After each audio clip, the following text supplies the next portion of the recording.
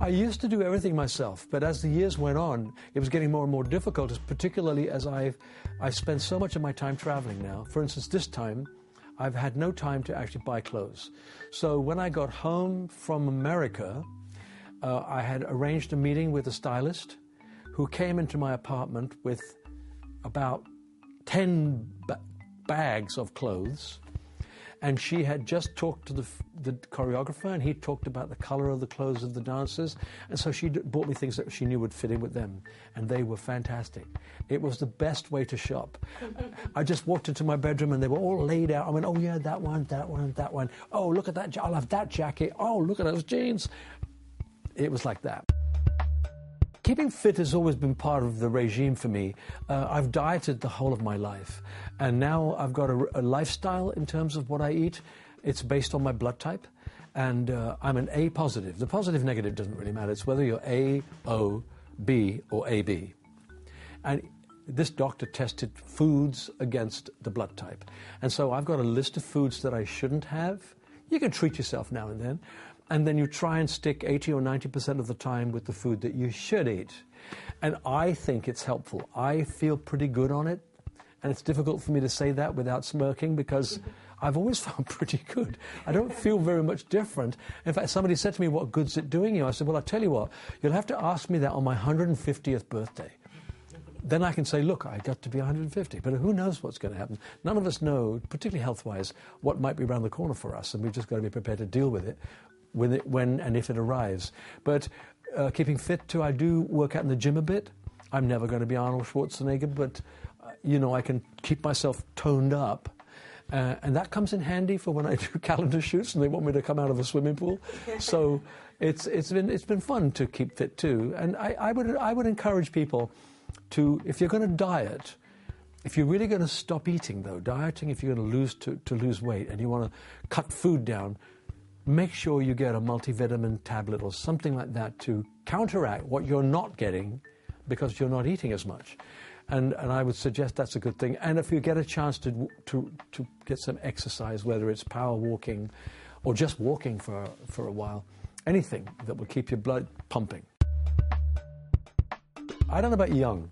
I've got a feeling now that maybe what people mean by that is that maybe I don't look my age. And if I don't look my age, that's really good for me. The kind of work I'm in, the kind of singing I do is an energetic art form. And while I can still move around, it's a plus for me.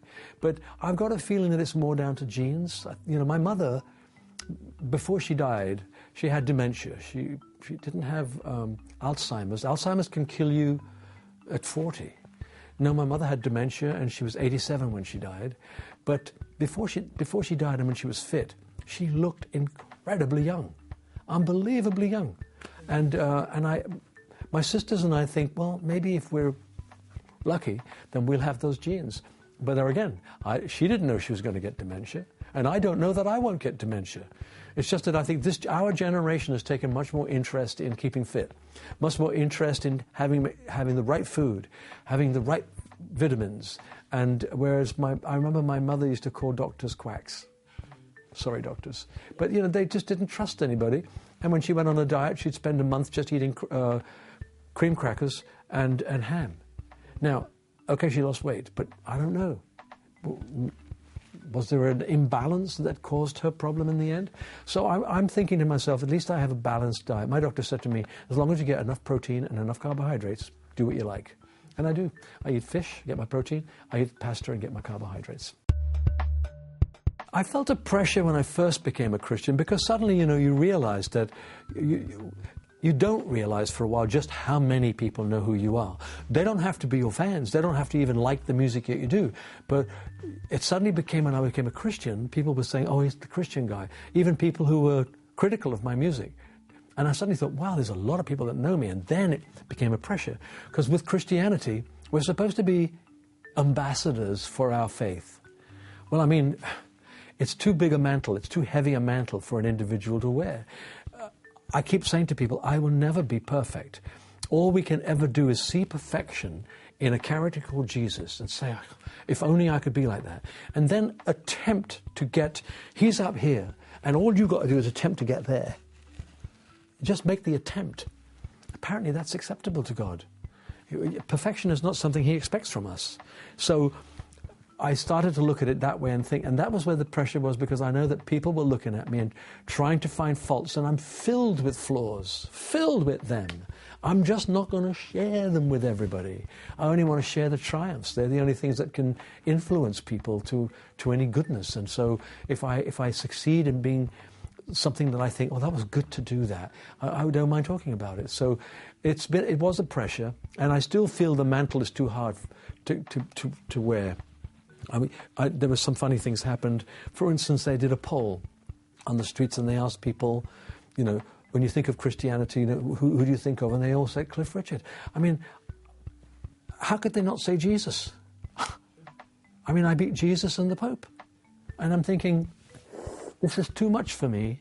And I know why it happens, because we're living in a much more secular society, and therefore a rock and roll singer who comes out and says he's a Christian is likely to impress somebody, and they'll say, oh, yeah, oh, you Christian? Oh, that's Cliff, not Jesus. And I'm thinking, this is, again, too much. It's outrageous. So I didn't like that poll very much, and I made a joke of it, saying, yeah, well, of course, the Pope hasn't made a record recently. So I kind of got out of it that way. But that's how strange it can be sometimes. And, I've always tried to make sure that people understand I am a flawed individual. I am not a perfect human being. And I am probably never going to be one. But I want to feel that I've made a step in the right... I want to step towards it. Even though I think to myself, how am I going to do this?